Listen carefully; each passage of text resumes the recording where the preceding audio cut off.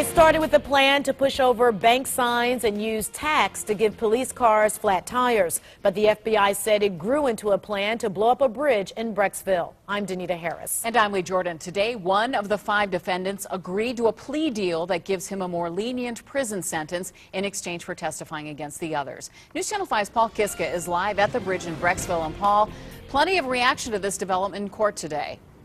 Well, Lee, as you know, cameras are not allowed inside federal court. They are barred from being inside federal court. We can show you what happened outside federal court. An emotional scene, a lot of support for the bomb plot suspects by family and friends, including the mother of one of the suspects who claims the group was set up by the FBI.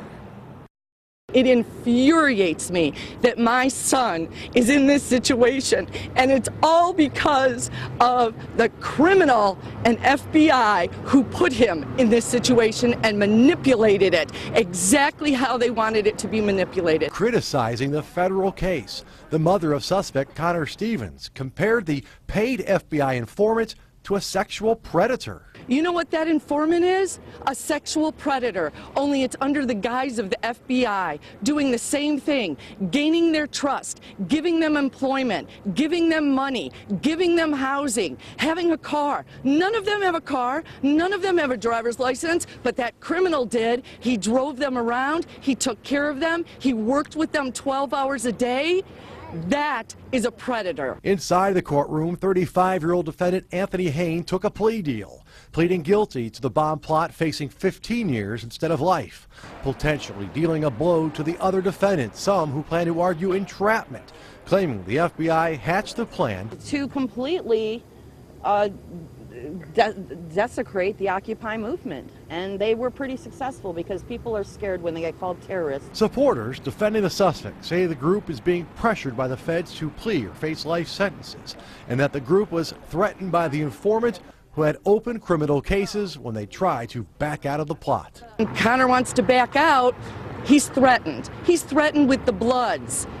Shaq told him, I am connected to the Bloods, and if you don't go through with this, your life will be hell.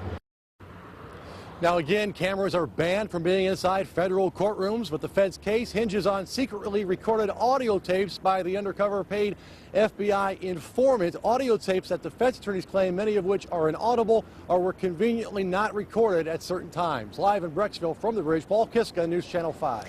And Paul, as for the remaining 4 defendants, they did make kind of an unusual request today.